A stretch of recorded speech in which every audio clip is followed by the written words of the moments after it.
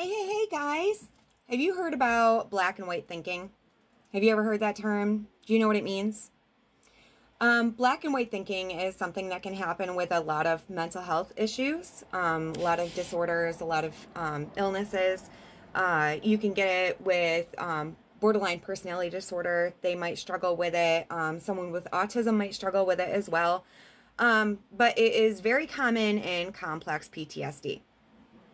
So, black and white thinking is a survival mechanism in complex PTSD where the brain categorizes experiences, people, and self worth into absolute extremes, such as safe or unsafe, good or bad, and success or failure. It develops from chronic trauma to create a false sense of control and predictability. So, why does it happen in complex PTSD? Unpredictable environments teach the nervous system that scanning for absolute threats and safety prevents surprise and disappointments. Emotional dysregulation from intense stress hijacks the rational brain, leaving little room for middle ground or gray areas.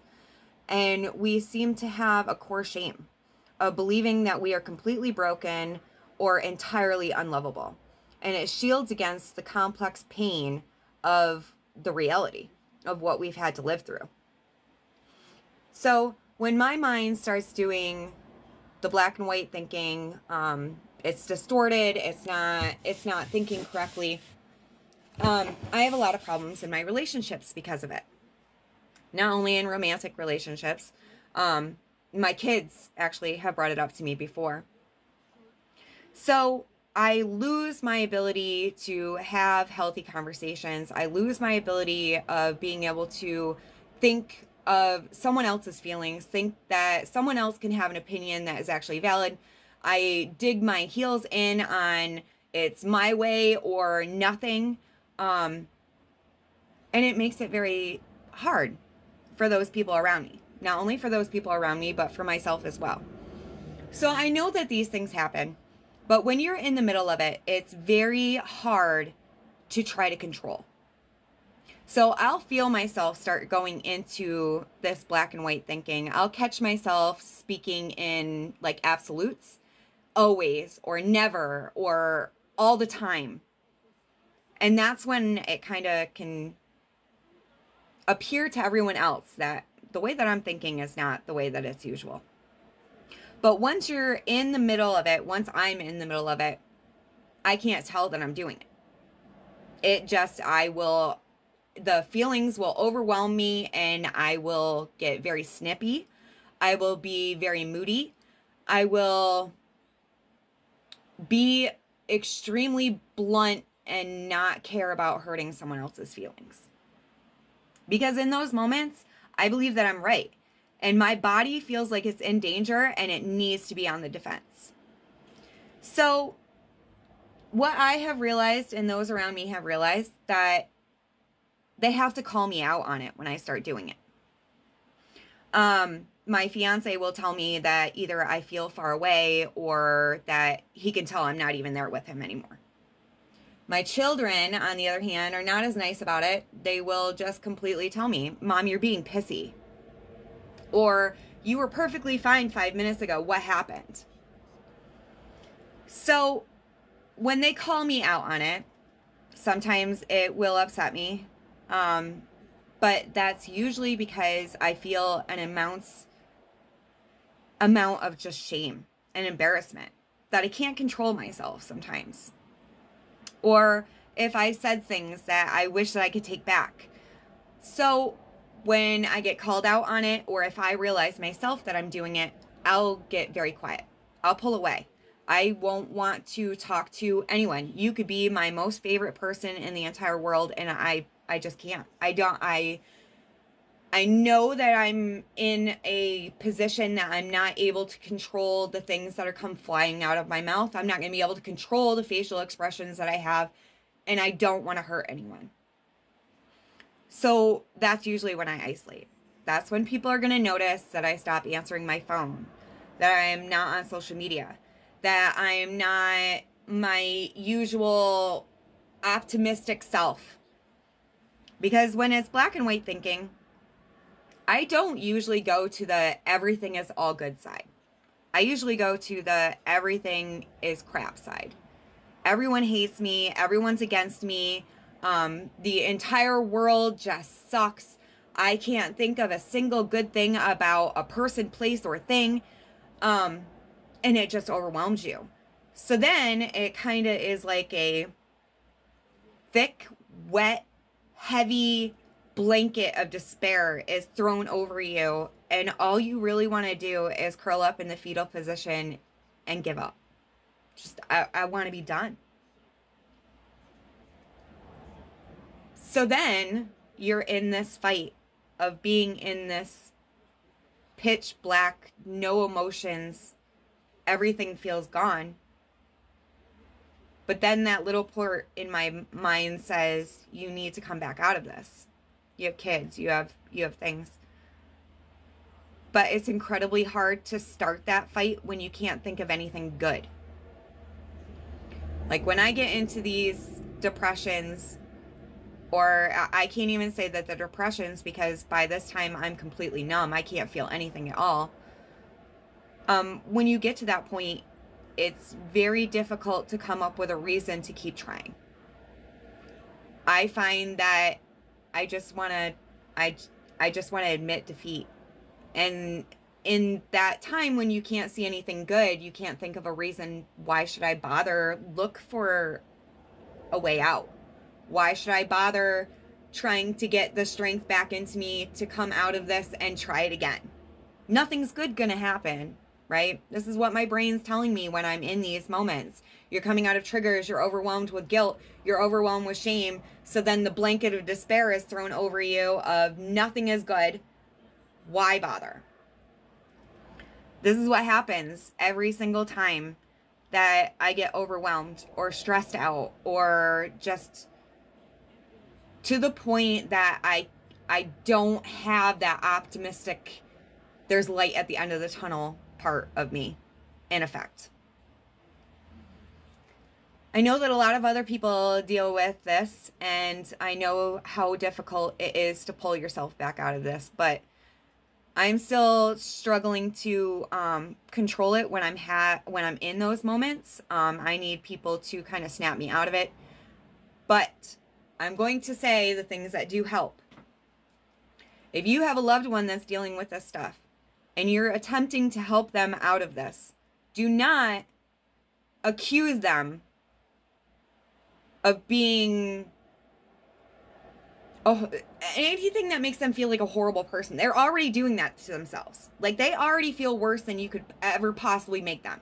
The more negativity that you're going to throw on them at this point is just going to turn into the defensive, and it's not going to help anything.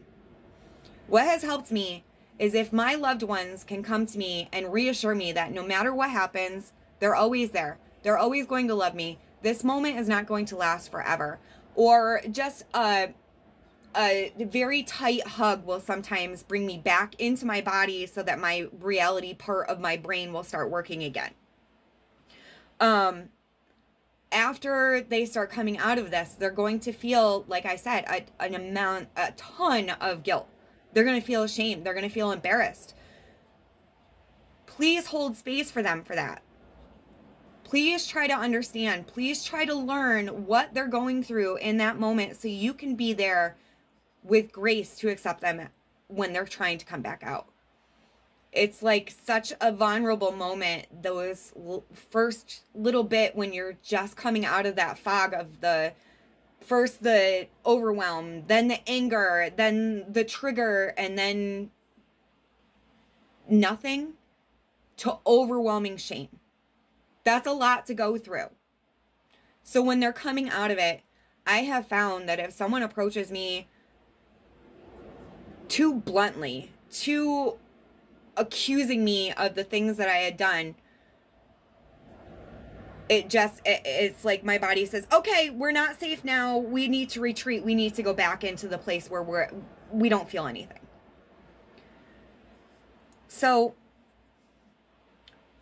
I know that in these moments, we don't think that we need anyone else. I know that that's how I feel. I feel I'm going to be able to deal with all this by myself. I isolate. I will purposely try to push people away.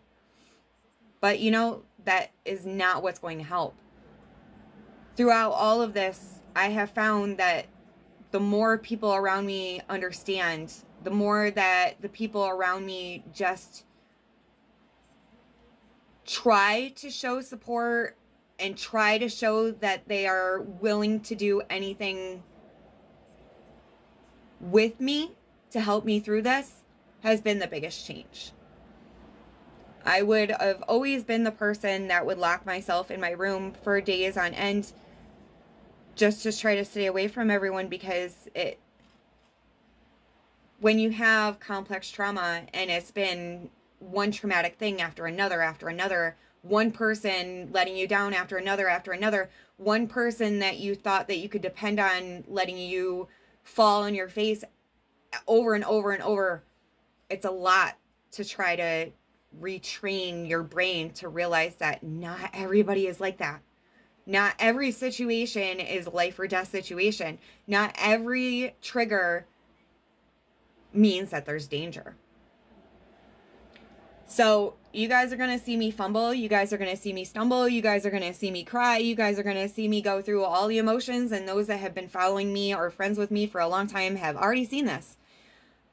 This was one of the parts that bothered me when I first started this healing journey, and not being able to find anybody that acted like it really bothered them.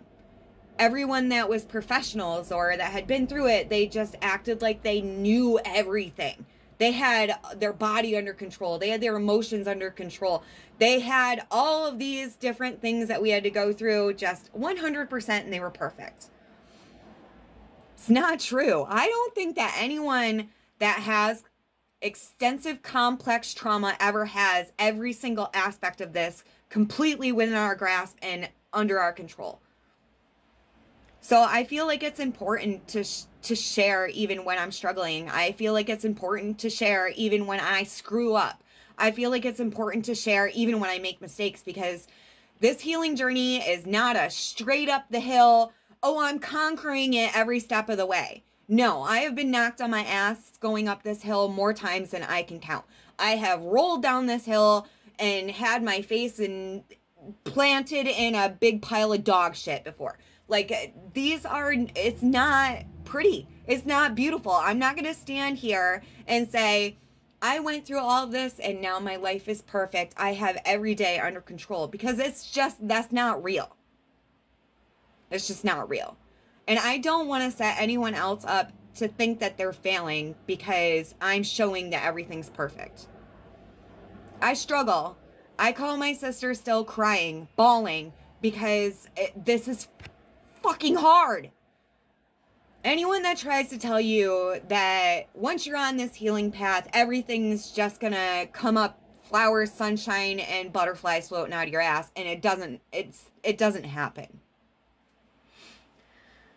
I know that it's very difficult to try to find others to be part of your support group that you feel like really understand. I get it. I understand how lonely this is. I've been dealing with it my entire life, but it seems like the more that I'm on this healing journey, the more that I feel like how lonely it feels and how overwhelming all of this can be when you're trying to look at the big picture. So I'm going to keep coming in. I'm going to keep maybe making a fool out of myself in order to make someone else feel like this. It's not perfect, but this is what we got to do. So I'm hoping that this made sense. I am still not completely, the words are not coming to me as easily as they usually do. So please just try to bear with me. So I'm hoping that this makes sense. I'm hoping that it can make someone else feel better that has gone through this. I know that previously, I would just shove all these things down and down and down until it would just come bursting out and I'd have a complete meltdown. That's not how it is anymore, but these bad days, bad weeks, bad months still can happen. So with that, if you want me to go into any more details with anything, if you have any questions, if you just need someone to listen as you're going through this, just reach out. So, much love.